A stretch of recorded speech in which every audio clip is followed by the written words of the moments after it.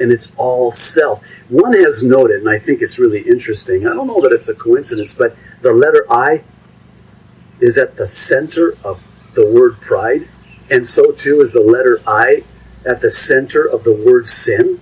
And was not pride the first sin? The first sin wasn't in the garden, the first sin was in the heavens.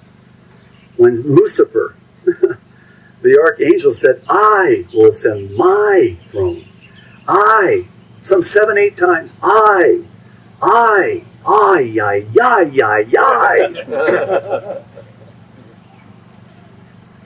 Peter had the I pride that led to his sin and his fall.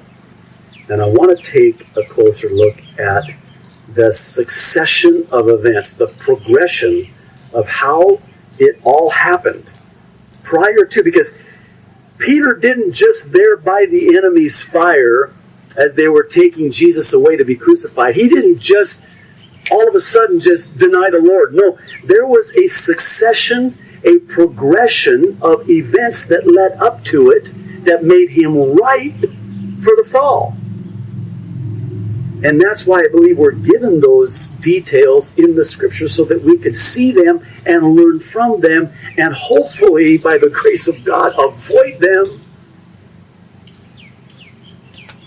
I put together an acrostic. You know what an acrostic is? You take the first letter, form a word. It helps remember.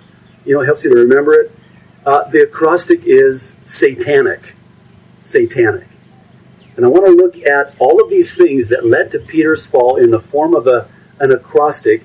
The word in the acrostic is satanic, and the first one, the letter S in the satanic acrostic, is self-importance. Self-importance. S, self-importance. Matthew 16, verses 13 through 20. Listen to what happens here. This is where I believe it all started. They're at Caesarea Philippi. They're nearing the end of Jesus' public ministry. We were there when we were in Israel. Very interesting, intense, gnarly place. The gates of hell, literally, where they worship demons and these pagan gods at Caesarea Philippi. And he asked his disciples, who do people say that the Son of Man is?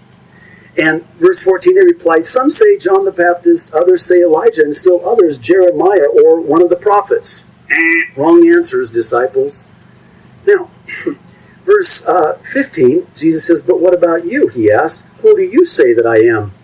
Enter Simon. He's got the right answer. Verse 16, Simon Peter answered, you are the Christ, the Son of the living God. Jesus replied, blessed are you, Simon, son of Jonah. For this was not revealed to you by man, but by my Father in heaven. And I tell you that you are Peter, and on this rock I will build my church, and the gates of Hades will not overcome it. I will give you the keys of the kingdom of heaven. Whatever you bind on earth will be bound in heaven. Whatever you loose on earth will be loosed in heaven. Then he warned the disciples not to tell anyone that he was the Christ. Get the scene here, guys.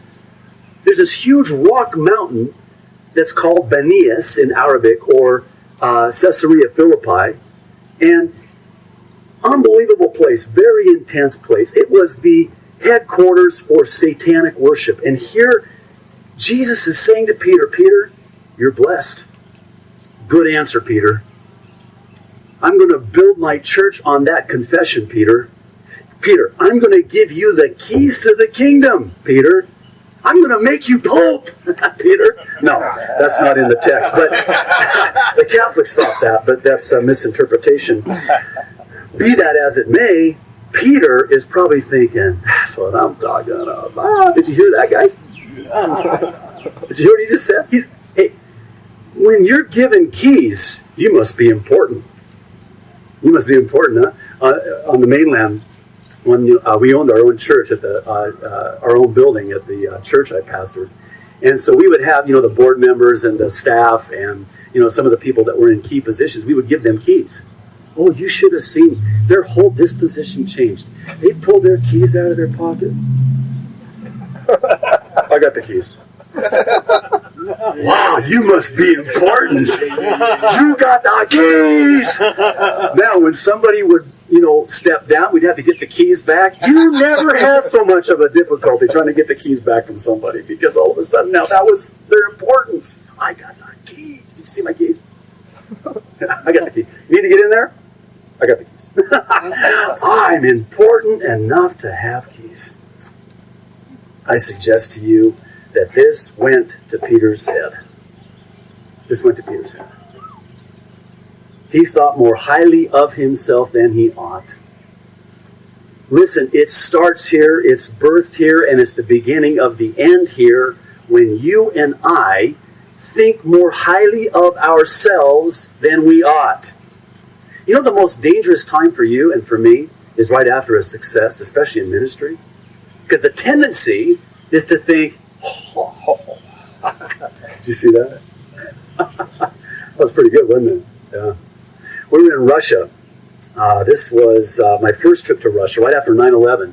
And I was teaching at the Bible college there at Calvary Chapel Bible College in Moscow. And we were doing these evening outreaches, these evangelistic outreaches, where we'd take a band, go into this, public hall, do a concert, do an outreach, give a gospel message, and then give the invitation. Well, we had this one particular night in the outreach, and I mean, it was successful beyond belief. Standing room only, hundreds and hundreds of young Russians there. And many came to Christ that night, and it was amazing. The next morning, I was doing the morning devotions, and I'm standing before 50, 60 of these, Russian students that had been part of the outreach. Plus, I had a team of 17 from my church. And I stood there, and I said, guys, it was really good last night, wasn't it? They go, yeah, they were basking in the glory. Yeah, did you see? Yeah, it was so great, man. We played that one song. Oh, yeah, you see it. They were moshing, man. It was. And I said, Satan is very happy. Yeah, Satan's very happy. I mean, he's rejoicing with you. He's rejoicing with you because, you see, he is so excited now because you think it's you. Now he's got you. It's just a matter of time. See, here's what happens. We fall in that area of strength because we let our guard down. See, why don't I fall in the area of weakness? Because when I'm weak, then I look to him, because then I'm strong. Is that on how the Apostle Paul boasted?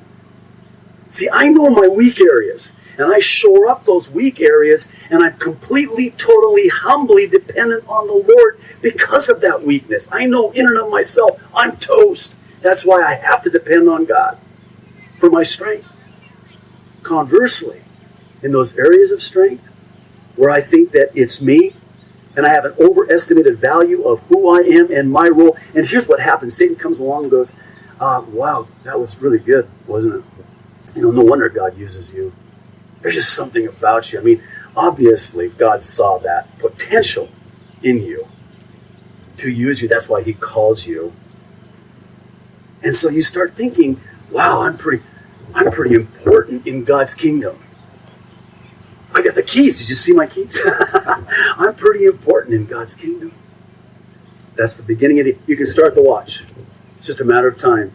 Down you go. And this is where it began for Peter. Peter thought, I must be more important than the other disciples because of what Jesus said to me here at Caesarea Philippi. So the first, self-importance, S in our acrostic, satanic. The A in the acrostic, arguing. Arguing with the Lord. Peter does this a couple of times. Matthew 16, verses 21 through 23. By the way, these are the very next verses after Jesus says to Peter, blessed are you, Simon Bar-Jonah. I'm going to give you the keys. I'm going to build my church on that profession, Peter. The very next verses, from that time on, Jesus began to explain to his disciples that he must go to Jerusalem and suffer many things at the hand of the elders, chief priests, and teachers of the law, and that he must be killed and on the third day be raised to life. In other words, he's telling the disciples, guys, I'm going to get handed over to the Romans. I'm going to be crucified. I'm going to rise again 3 days later. What's Peter's response to this? Peter, verse 22, took him aside and began to rebuke him. Peter rebuking Jesus? Can you just picture the scene here? Jesus, you got a minute? Come here. Takes him to the side. Guys, we'll be right back. I need to talk to Jesus.